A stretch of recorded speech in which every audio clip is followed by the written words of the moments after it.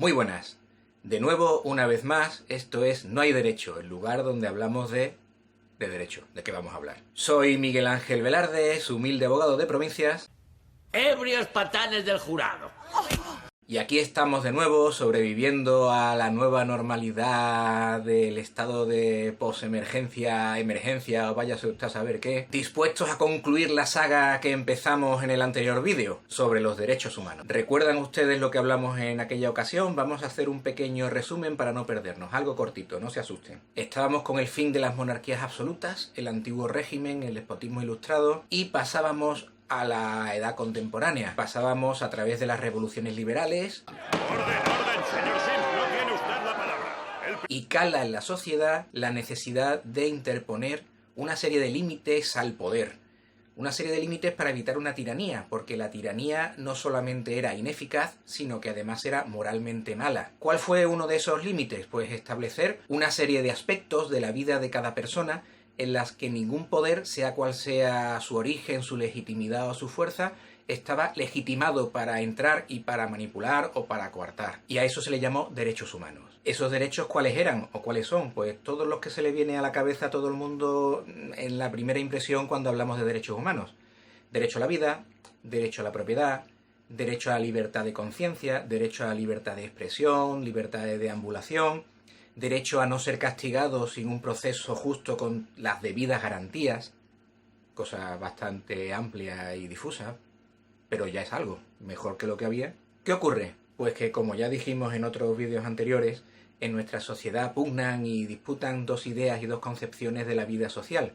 Los que piensan que el centro de la legitimidad de la vida social y política es el individuo, y los que piensan que la legitimidad viene de la sociedad y de la comunidad. A estos últimos, estos derechos humanos les parecía demasiado individualista, todo el individuo tiene derecho, el individuo tiene derecho, ¿y qué hay del bien social? Y entonces se inventaron otra serie de derechos, que son los llamados derechos humanos de segunda generación, que son los derechos sociales. Estos derechos sociales fueron admitidos por los países democráticos, porque muchos de ellos pues lo entendieron como una ampliación más del listado de derechos existentes. Un ejemplo, el derecho al trabajo no es más que otra manifestación del derecho a que no te impidan trabajar en lo que tú deseas. Pero estos derechos sociales ya no eran derechos negativos, ya no eran obligaciones negativas por parte del Estado. Es decir, no eran cosas que el Estado tenía prohibido hacer. Para quienes tienen una mentalidad estatista y para los gobiernos que querían justificar la no aplicación de los derechos humanos de primera generación, los civiles y políticos, fue la excusa perfecta para poder justificar ese atentado a los derechos de primera generación. Yo, gobierno soviético, por ejemplo, entiendo que como todo el mundo tiene derecho al trabajo, yo debo darle trabajo a todo el mundo. Como eso es imposible compaginarlo con el derecho a que cada uno tenga el trabajo que desee o que pueda buscarse, yo te doy el trabajo que yo puedo darte o que yo quiero darte y tú te fastidias y no te gusta. Además, yo gobierno, me erijo en empresario y puedo quitar sus bienes o cualquiera de sus libertades siempre que yo necesite hacerlo para dar ese trabajo a todo el mundo. Había países, los países que eran Estado de Derecho, que intentaban compaginar los dos tipos de derecho como podían, y otros países en los que los derechos humanos de segunda generación se convierten en excusas para atentar contra los derechos humanos de primera generación. ¡Es una trampa! ¿Qué ocurre? Que la cosa no queda aquí, como dijimos en el anterior vídeo. No se vayan todavía, que aún hay más. Pero vamos un poquito más adelante, demos un paso más, ¿no? Estamos en los años 60, pleno proceso de descolonización, surgen nuevos estados con muchos problemas, muchos de ellos de inspiración socialista, colectivista, y empiezan a decir que esto de los derechos humanos es eurocentrismo, es la concepción filosófica y humana del hombre blanco que vino a imponerle su cultura. Nosotros creemos que todos los planetas deben tener una declaración de derechos humanos inalienables. Inalien. ¿Saben lo que eso significa? Derechos humanos. El mismo nombre es racista. Y primero, no estaban dispuestos a cumplir con los derechos humanos de primera generación, porque es una imposición cultural, y tampoco tenían la capacidad económica ni social para intentar hacer cumplir, o si no hacer cumplir, hacer el paripé, como se hacía en los países detrás del telón de acero, hacer el paripé de que se cumplían los derechos humanos de segunda generación. ¿Qué pasa? Pues inventan una tercera generación de derechos humanos, los derechos de los pueblos. Y cuando aquí hablamos de pueblo, ¿de qué hablamos?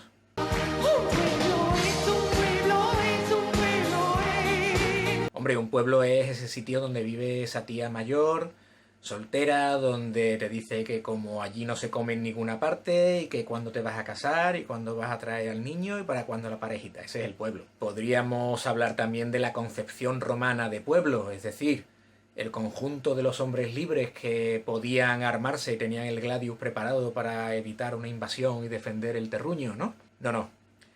El pueblo es ese concepto difuso sobre el que una mentalidad colectivista nacionalista hace crecer una idea de nación, que es un conjunto elevado de valores en lo universal, enfrentada a otras naciones, que sería esa aura mística que tienen los de fuera diferente de los de dentro.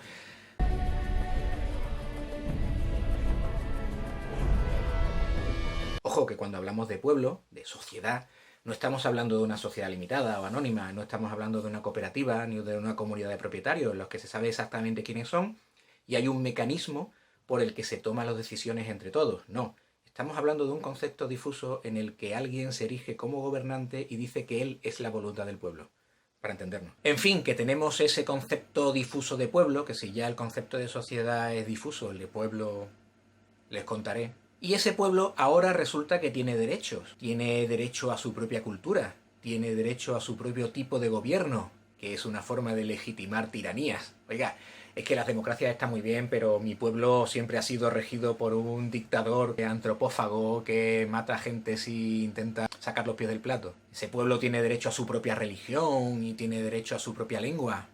No sé si les suenan estas cosas. Pero ¿qué ocurre con estos derechos humanos de tercera generación? Para empezar, que ya no son humanos, ya es el derecho de el pueblo, esa entidad, ¿no? Es decir, el titular del derecho ya no es el ser humano, ya no es la persona, el individuo, es el pueblo. Cuando el pueblo, ese ser difuso que nadie conoce muy bien, es titular de ese derecho, significa que el titular de ese derecho es el representante del pueblo, el poder.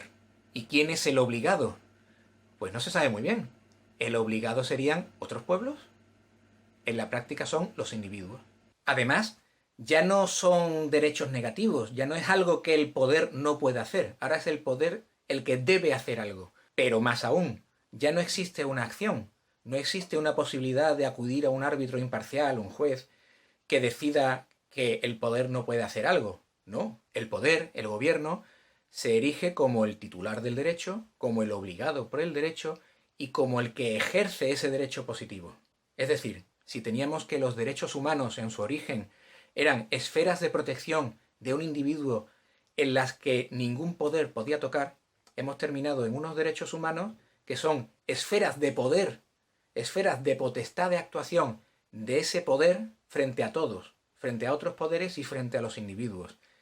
Es una trampa perfecta, es la excusa de los derechos humanos para poder pisotear los derechos humanos. Pueden verlo, ¿verdad? Si un pueblo tiene derecho a su propia religión, un gobierno de ese pueblo puede atentar contra la libertad religiosa de quien tenga otras religiones para primar esa religión. Si un pueblo tiene derecho a su propio idioma, puede atentar contra los derechos de las personas que no quieran hablar ese idioma o no puedan o no sepan hablar ese idioma. Su libertad de expresión, su derecho a la educación, por ejemplo, no solamente de los derechos humanos de la primera generación, sino de los de la segunda pueden conculcarse. Si un pueblo tiene derecho a sus recursos naturales, el gobierno puede quitarle las propiedades a personas que él entienda que no son del pueblo o que no están beneficiando al pueblo según su criterio desde el poder y atentar contra los derechos de esa persona. En fin, los derechos humanos de tercera generación, que si bien interpretados al igual que los de la segunda generación en un Estado de Derecho como criterios orientativos de las políticas públicas o criterios de interpretación de las normas por parte de los tribunales,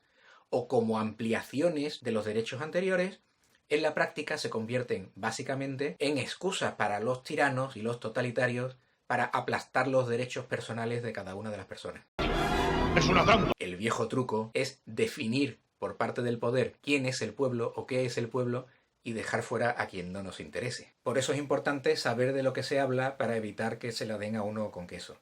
tenemos otros problemas en nuestras sociedades civilizadas y supuestamente democráticas y avanzadas, ¿no? Aparte de esa competencia feroz que se da en política, en los que se usan los derechos humanos de segunda y tercera generación para incumplir sistemáticamente los derechos civiles y políticos, los derechos humanos originarios, esas garantías individuales de la persona frente al poder, tenemos otros dos problemas. Básicamente son la trivialización y la dilución del concepto. En primer lugar, se están añadiendo continuamente derechos otorgados desde el poder, desde las instituciones públicas, a los que también se llaman derechos humanos.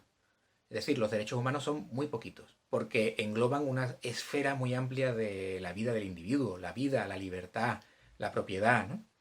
Si se empiezan a añadir derechos a los que también llamamos humanos, tenemos un montón de derechos que ponemos al mismo nivel jurídico, moral, que los derechos humanos. Estamos trivializando esos derechos humanos.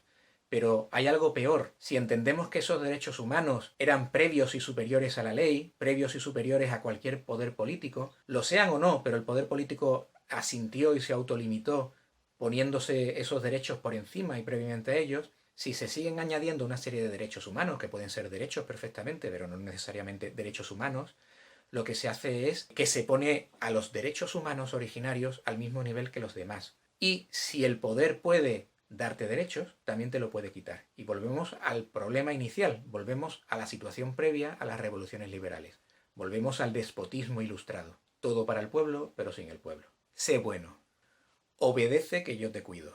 Volvemos a ser animales de granja bien cuidados por nuestro pastor.